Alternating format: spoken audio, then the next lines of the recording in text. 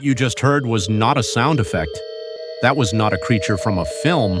That was from an animal roughly the size of a small dog living in the forests of an island off the southern coast of Australia. And for centuries, people who heard it in the dark had absolutely no idea what it was. There is a long history of humans encountering something they don't understand and deciding, reasonably enough, that it must be evil. The Tasmanian devil has benefited from this tradition more than almost any other animal alive. It screams like something is dying. It feeds like something that wants everything dead. It comes out at night, makes sounds no reasonable creature should make, and carries a jaw capable of crushing bone clean through. It is small. It is black. Its ears flush red when it is agitated. Its eyes catch light in the dark and throw it back at you. It even produces a smell when threatened that has been described generously as unpleasant. When European explorers first encountered it in the forests of Tasmania in the early 1800s, they did what anyone would do under those circumstances. They named it after the devil and tried to stay away from it. They were not entirely wrong to be unsettled, but they were wrong about what it was. If you heard the Tasmanian devil's cry in a forest at night, with no context, no prior knowledge, and no torch, you would not go looking for the source. You would make a series of very sensible decisions in the opposite direction. However, the Tasmanian devil vocalizes for specific reasons: establishing territory, competing over a carcass, communicating threat to rivals at a feeding site. It has a range of calls, some low and guttural, some high and escalating, some that shift between both within a single cry in a way that is difficult to place or predict. None of those reasons are comforting if you're standing in the dark with no idea what's making the noise. The mind fills in the gap, and it never fills it in with something small.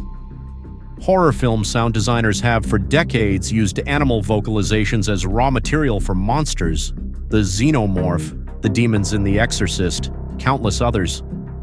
But the Tasmanian devil didn't need processing. It came ready.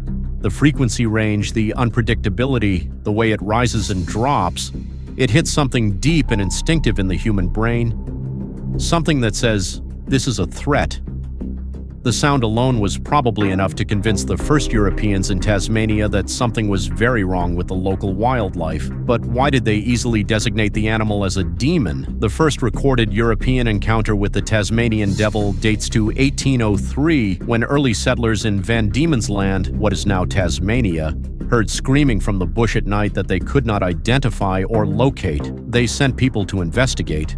The investigation was not reassuring.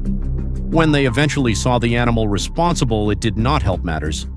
Small, black, stocky, red ears that flushed bright when agitated, eyes that reflected light in the dark, a scream that carried through dense forest, and a disposition, particularly around food, that was genuinely alarming to observe. They called it the devil, not as a joke, not as affectionate shorthand. Because the combination of its appearance, its sound, and its behavior at night mapped almost perfectly onto what European folklore described as the qualities of a demonic creature. It was nocturnal, which was already suspicious. It screamed, which confirmed it. It ate the dead, which settled the matter entirely. Fear has always been a powerful editor. It takes an unfamiliar animal and rewrites it into something worse than it is, strips away the context that would make it comprehensible, and replaces that context with whatever the observer already fears. The Tasmanian devil is a case study in what happens when something genuinely strange gets processed through that filter with no scientific framework to correct it. What they had found was not a demon, it was a marsupial doing what marsupials do. But in 1803, in the dark, with that sound coming out of the trees, the distinction was academic. The jaw. Here is where the reputation becomes slightly more justified. The Tasmanian devil has one of the most powerful bite forces relative to body size of any living mammal. Proportionally, it bites harder than a lion. It can crush bone completely. A full carcass, fur, bone, cartilage, everything disappears inside a Tasmanian devil in a matter of minutes. Nothing is wasted, nothing is left behind. Scientists describe this as highly efficient. which is technically accurate and also not the framing most people would reach for while watching it happen. The jaw mechanics are extraordinary. The skull is structured to distribute force across the entire bite, meaning the pressure is roughly even whether it's biting at the front of the jaw or the back.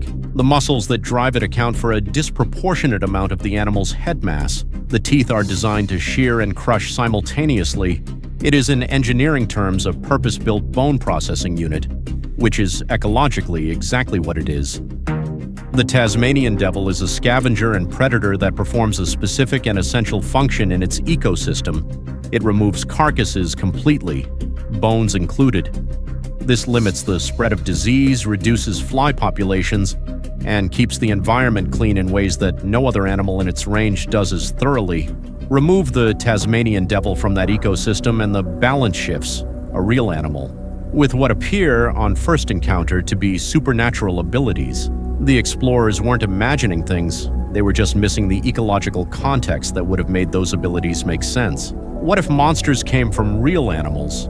This is not unique to the Tasmanian devil. There is a serious academic field, comparative mythology and zoology, built around the idea that many monsters in human folklore are distorted versions of real animals that people encountered, misidentified, or fundamentally misunderstood in the absence of scientific explanation.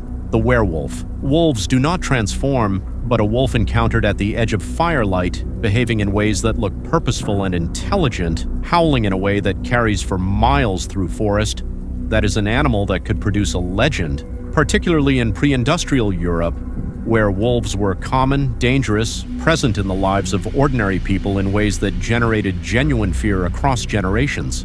Forest demons. Across cultures, the dense forest at night is where the monsters live.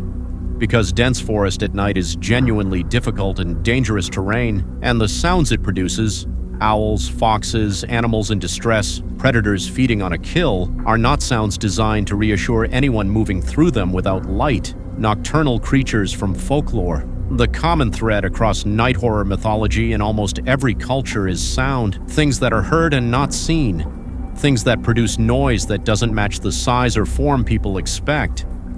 The Tasmanian devil fits that template precisely, and fits it without any modification at all. Many of the creatures humans have feared most across history were not invented whole cloth. They were real animals, seen in the wrong light, heard at the wrong hour, and interpreted through frameworks that had no room for the mundane explanation. Close. The Tasmanian devil is not a monster. It is a marsupial with a severe public relations problem and an unfortunately dramatic set of survival tools. It screams because it needs to communicate across dense forest. It feeds aggressively because competition for food in its environment is intense, and the window for feeding is short. It comes out at night because that is when its food sources are most accessible.